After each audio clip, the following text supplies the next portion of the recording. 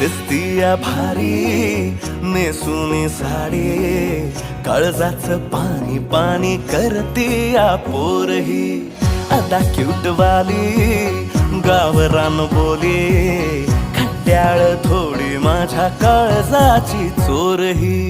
थोडं माझ्या पिरामात पड तू ग बाई, खुळ्यागत झाला मन तुझ्याच पायी. आता मला लागली या लग्नाची घाई, भाई आता बोलू नको अग माझी राणी.